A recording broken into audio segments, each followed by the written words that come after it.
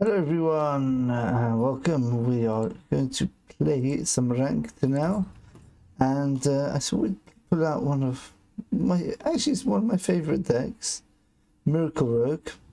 It's extremely flexible, but the problem is it's got a very high skill cap. The skill floor, that means how good you have to be to play on a basic level. I would say it's got an average skill floor. You can get by, you know, just working out things, and kind of plays itself in a way, in a minimal way, but the potential of this deck is really high. We've got hard matchup straight away, Paladin. Efficient Octobot is very efficient, and it's very Octobot, let's put it like that. So either playing the aggro Paladin,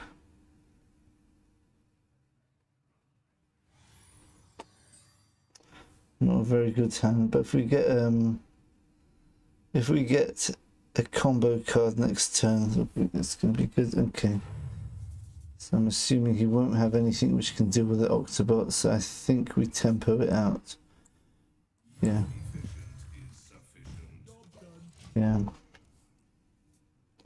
So the idea is, against Paladin, we want to get some early value going. So we really would like... Swindle will be very nice here. Wow, very interesting. He has to play something. There's no way he can kill this. Unless he's got the weapon, he's just going to stall till then. But that's fine by me. If you let me start populating the board, that's exactly what I'm going to do. Okay.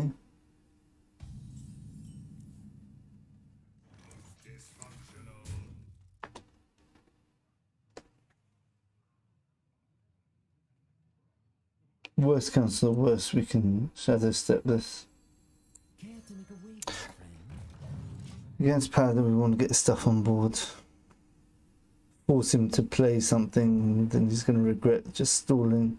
He's definitely got minions to play here, he just doesn't want to activate the Octobot. Yeah, there you go. Let's force this hand.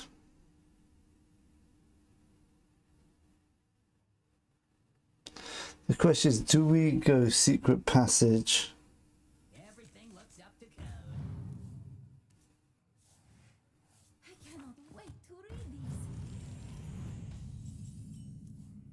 these. Oh, now we're talking. Field contact.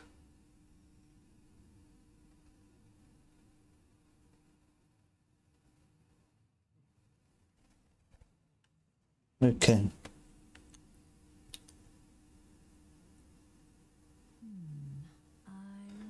We could shadow step this, field contact, play this for 0.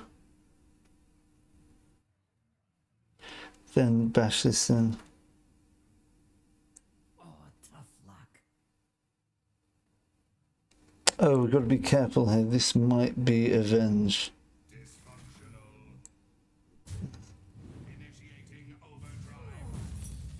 Yeah, it was Avenge, yeah. Oh, tough luck. Quickly.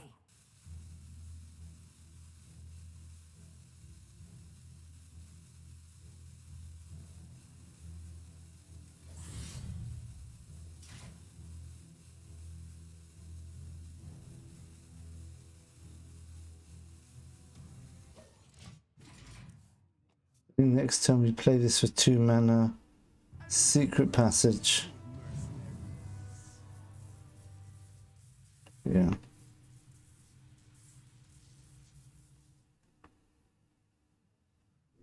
Wow. He's not trading. Perfect. This is really good. It's quiet. Too quiet.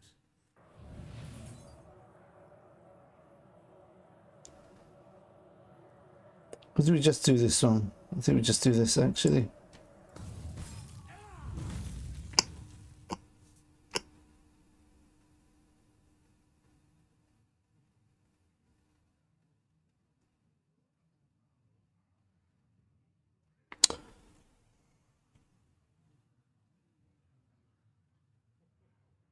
What could we have with this? I think we could play this.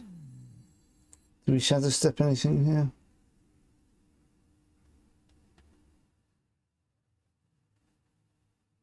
Yeah, this would let us, yeah. Yes, we're going to do this. Go play quickly now. Let's just make this go face quickly. Good. There we go. Ah, that's a mistake. Come on. Took too long. I was going to put the immune on this. Ah, okay. Never mind. We missed a mana there, potentially. What did we shadow step in the end? Yeah, Foxy Fruit. Okay. Yeah, you see, got to play a bit quicker with this deck. Too many calculations. We could have had a very good turn there. Okay. Okay, I'm sure he's going to trade that in now. He can't bounce that back to hand. He's still going face. Really? Is he serious?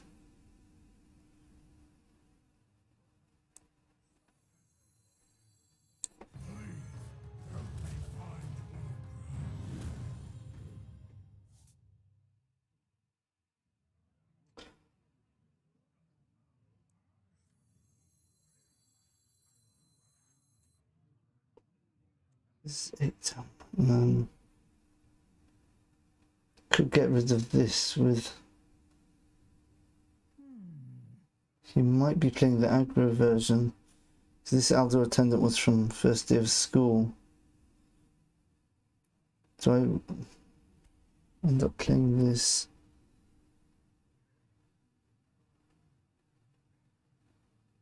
I could shadow step, replay this, reduce the cost of my hand.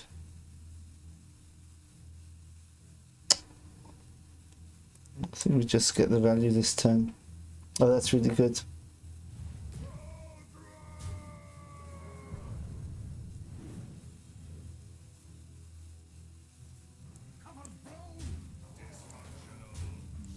Okay. So right, so next turn. Oh, next turn we have to start dealing with this board. We've already drawn a lot here already. We could shadow step this, reduce the cost of everything in our hand, including Tenwu and the dragon. I don't know why he keeps going face here. It's just the wrong way to do it.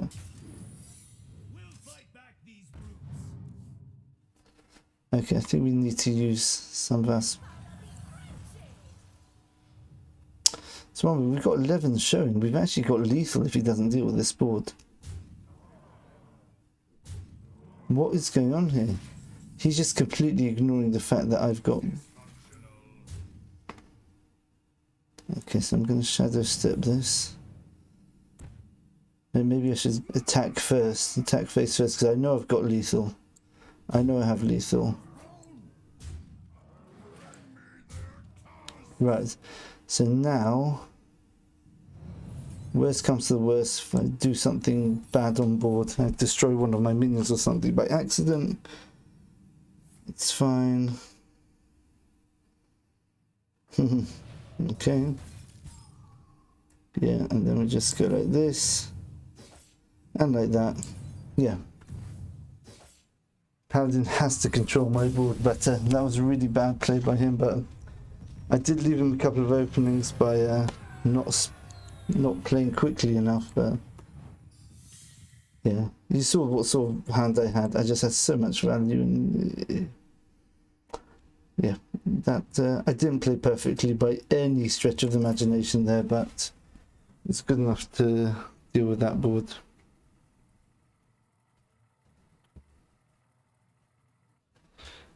Because I know I had those two cards. What on earth's going on here? It's really weird. Never seen that before. Okay, let's try one more game. But you see the potential there. It just outvalues Paladin. I didn't even play my Jandis. Just field contact draws so many cards. And the cost reduction with the Octobot. None can escape my fury. Hunter is completely different. This is really hard matchup. How do I beat a Hunter? Be nice to be able to keep this, but Vanessa Van Cleef, no.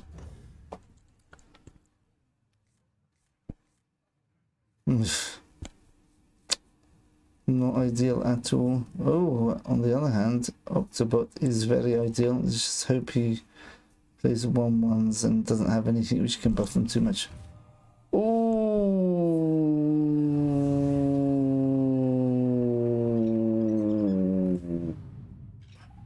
Do we risk it?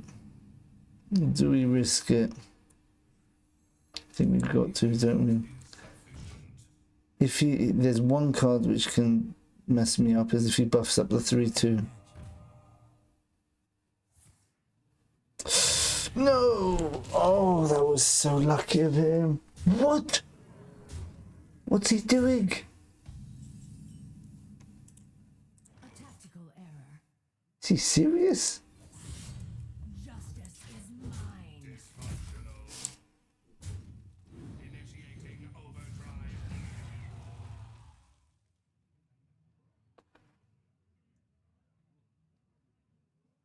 Now,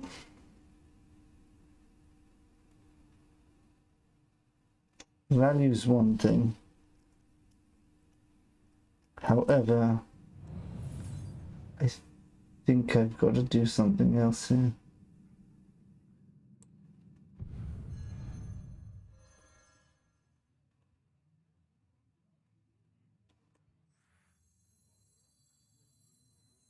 Efficient is sufficient. I've got to start dealing with the sport somehow. Okay.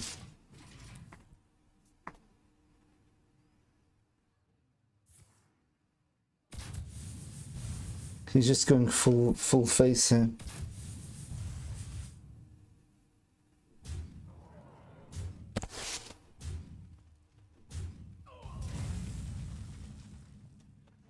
My goodness. Dysfunctional. I need to get the lifesteal off the golem here.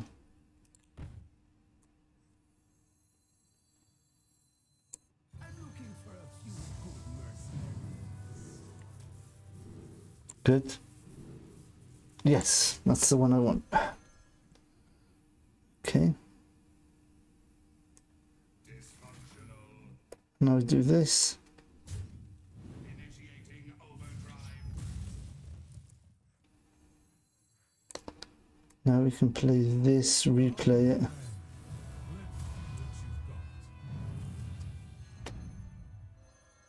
Replay this straight away. I'm looking for a few good mercenaries. Next turn, we're taking one. We've got lifesteal again. Perfect.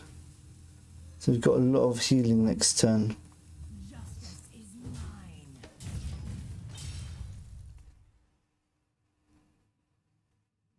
So if he floods the board, that's exactly what we want. To random enemy minions, so that I play this one.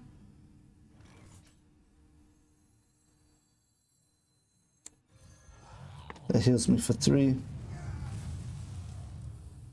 Unfortunately, he hasn't played anything else. Care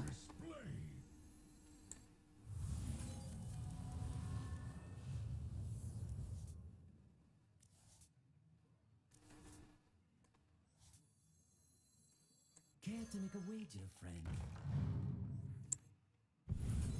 I'm interested in that. I just want the card draw here.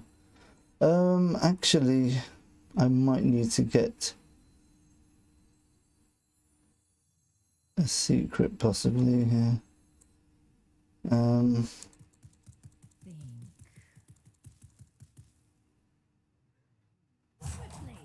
I might need the secret.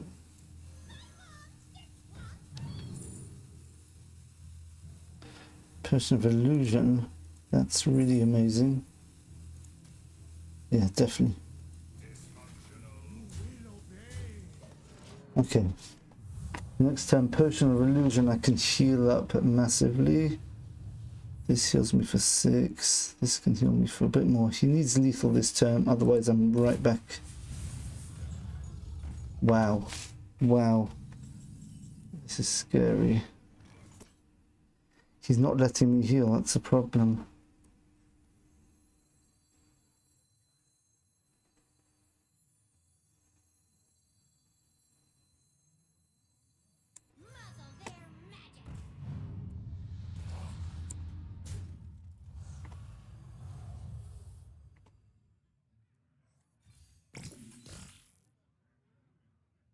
Okay, doesn't matter if we burn any cards now.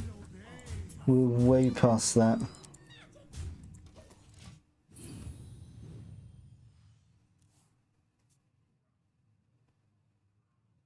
If he's got... That's 5 damage, 5 damage. This is looking very good now. Wow. Okay. Now we do this. Heal up.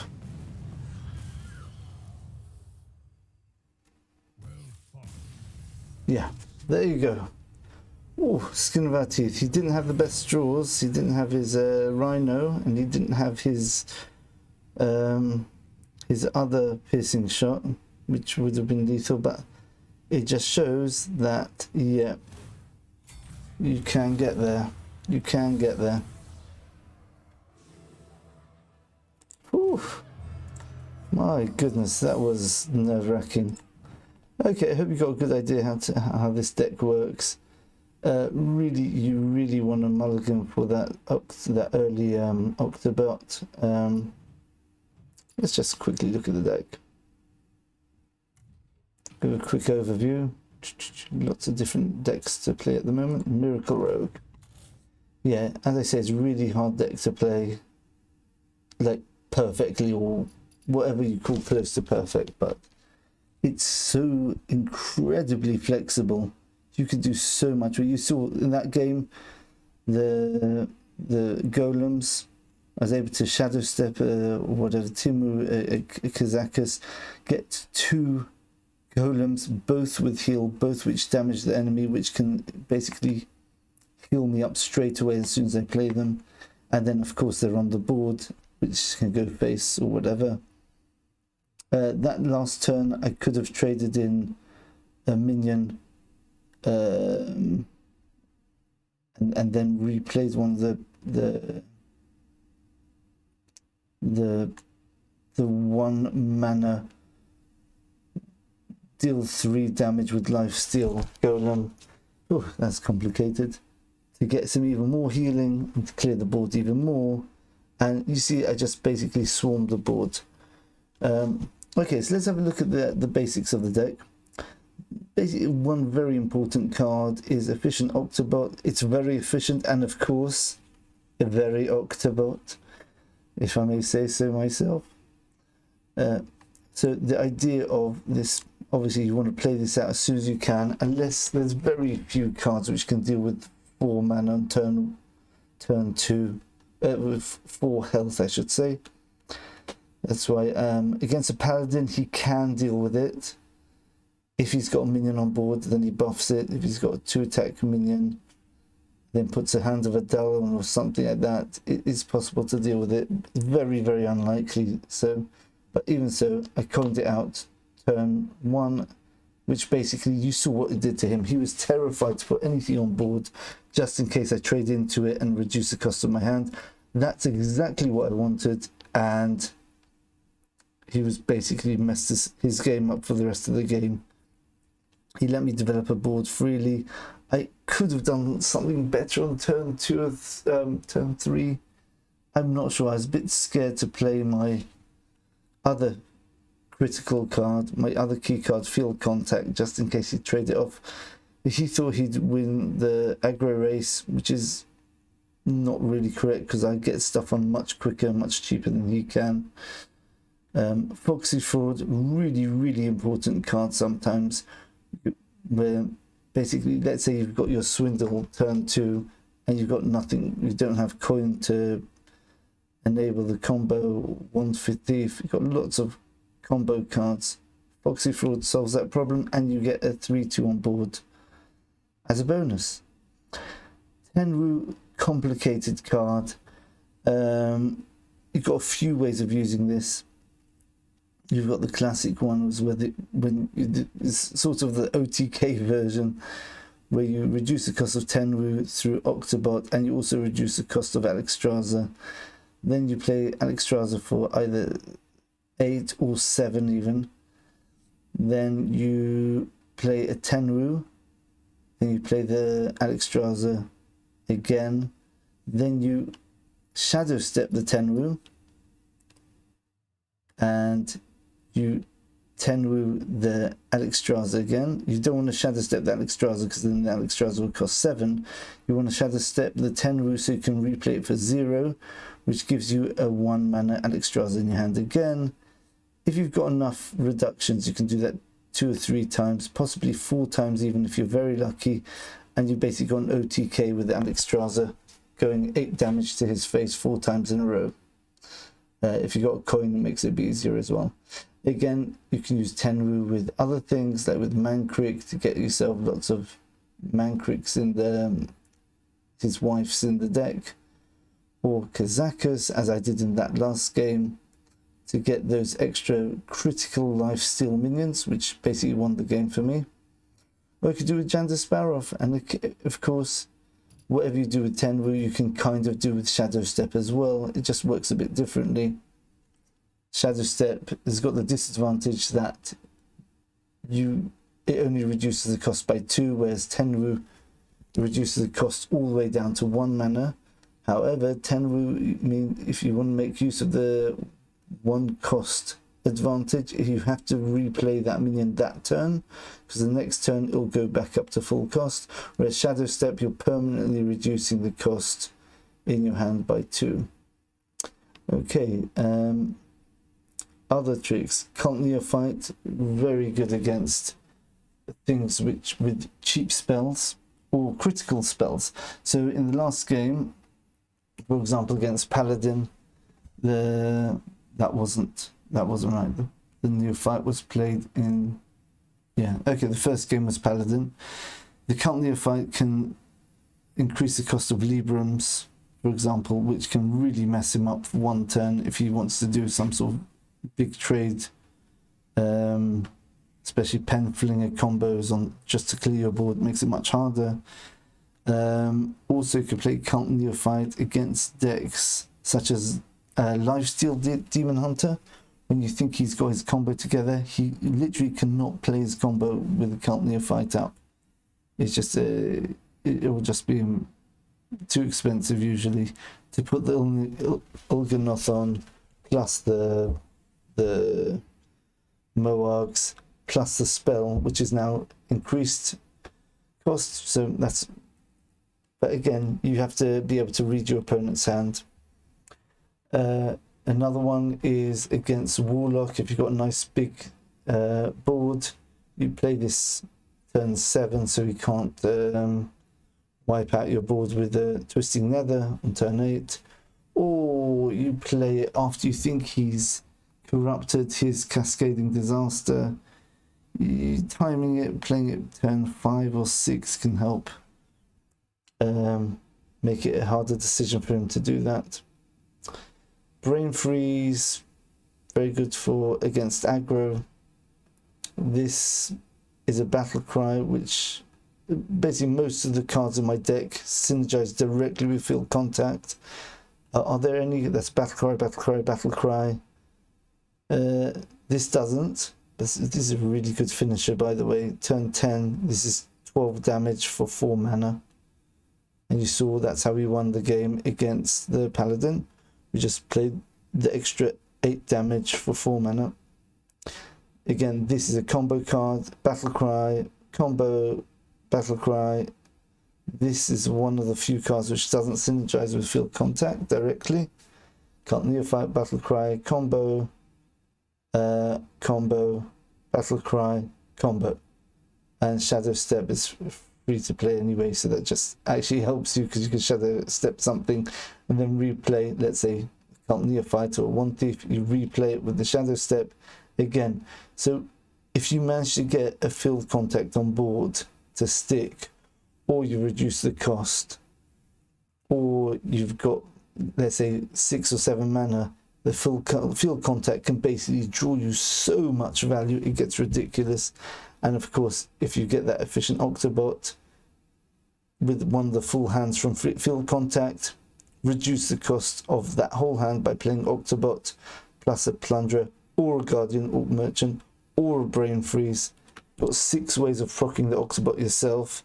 That's besides playing it into one of his minions if you think it's early enough that he won't have an answer for a 4 health minion.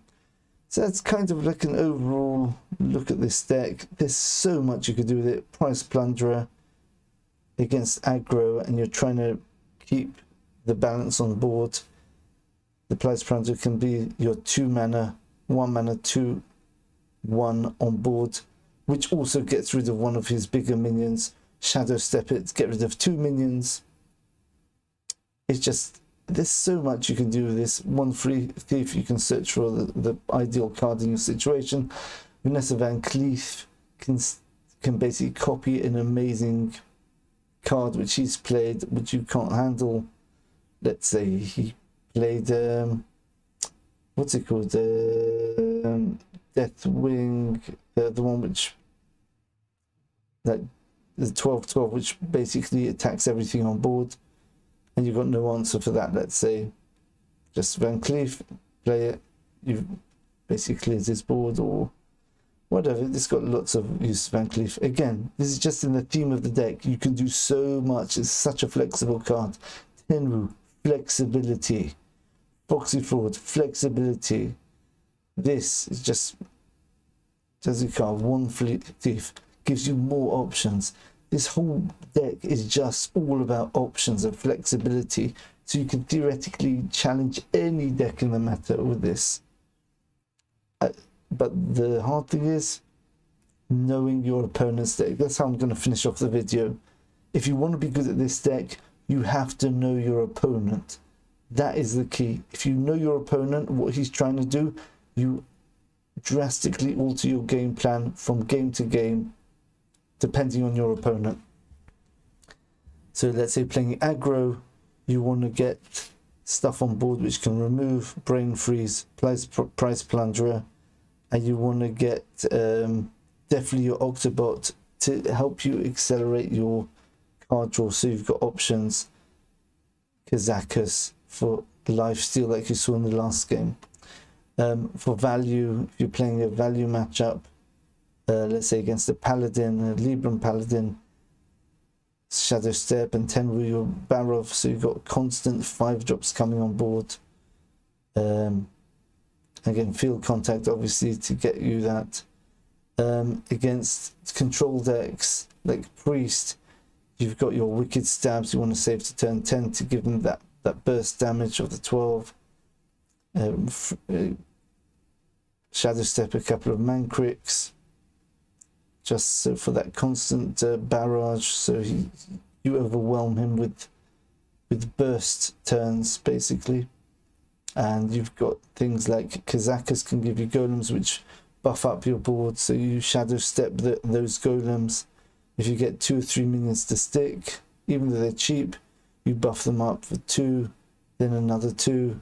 So essentially you've just played that what's it called, survival of the fittest effectively, plus you're left with a golem on top of that, on top of the board, and that only costs you, let's say 8 or 6 depending if you've got the Tenwu involved. So you've got so much you can do with this deck. I hope you've got an idea of the potential of this deck, and of course this is flexible. This can save you in a pinch by healing your face. It can remove a massive minion like an 8/8 Libram of Hope and Paladin. You just play something into it, get rid of Divine Shield, then play Alexstrasza. It's just so much. It's just potential. It's just so much value.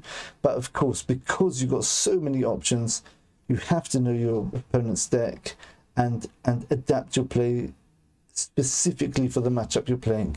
Sometimes you can play the control, like in the last game we were against the Hunter, where we were basically trying to control the board, make him run out of threats, heal up.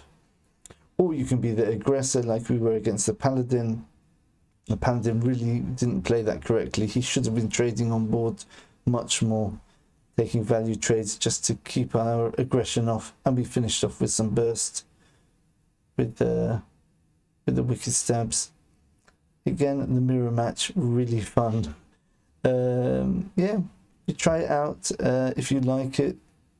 This is a really powerful deck. It's not for everyone, but it really trains you in the basics of Hearthstone, this deck. Alright, I hope haven't spoken too long, I hope, but I think it was very important to explain how this deck works and the power of the deck and how to approach each matchup differently. You really got to know the opponent's deck. That's the key. This is why it's such a hard deck to play. It's only because you really got to understand your opponent. Once you understand your opponent, what he's trying to do, then you've got to really think, how do I counter that? Do I just go full steam ahead, just flood the board, go aggro, go face? Do I control the board, or do I just go for value and go for burst, for example, against a priest, for example, who's just not going to do much on board and basically just going to try countering you? You've got to work out ways to overwhelm him in one turn where he can't deal with everything in one go. Anyway, thanks for watching, everyone. It's a really fun deck. Miracle Rogue. It's very powerful and got a lot of potential. You can definitely get this is being played in very high legend at the moment, but not in low ranks for the reasons I've said. It's a hard deck, but it's got a lot of potential. If you want to get good at Hearthstone, this is the deck to do. You want to train, you want to get good at, you know, playing any matchup, this is the deck for you. Right, thanks for watching, everyone, and thanks so much for watching till the end. It would be so nice if you could leave a like, or subscribe, or a comment. Be really kind. It really helps my channel. And hopefully, if I get lots of, you know, likes and stuff like that, maybe that'll encourage me to spend more time making these videos, as I don't have much time in my personal life at the moment. So it'd be nice just to get a bit of the old comments. Thanks for watching, everyone, and we'll see you in the next video. Bye for now.